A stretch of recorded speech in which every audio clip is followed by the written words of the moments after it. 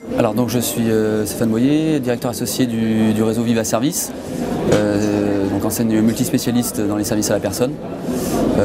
L'enseigne a été créée en 2007 et le réseau de franchise a été lancé au cours de l'année 2011.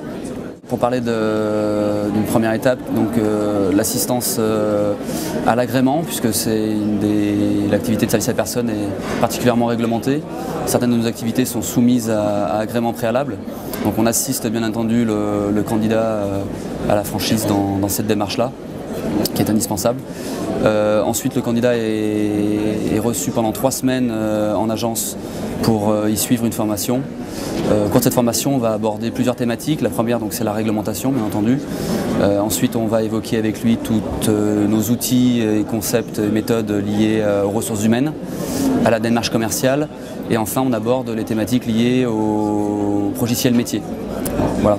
Alors en termes d'animation, au lancement, on a bien évidemment une visite de lancement qui permet de poser les premiers axes de communication, de permettre d'orienter le franchisé vers des actions qui vont lui apporter tout de suite de l'activité et permettre son développement rapide.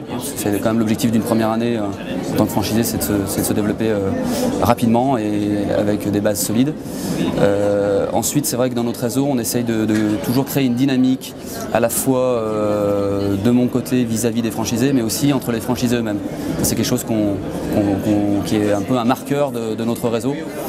On considère que les franchisés sont aussi des gens qui ont une expérience et qui sont tout à fait en mesure d'apporter des idées. Et au contraire, on est plutôt là pour favoriser le développement de ces idées, parce qu'on considère que c'est réellement enrichissant pour l'ensemble du réseau.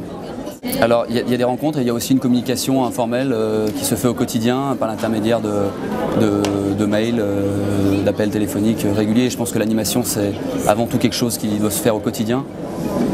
Donc on est sur quelque chose de relativement encore informel, mais qui au final répond bien aux exigences des franchisés en matière de réactivité. C'est quand même là l'essentiel pour l'instant.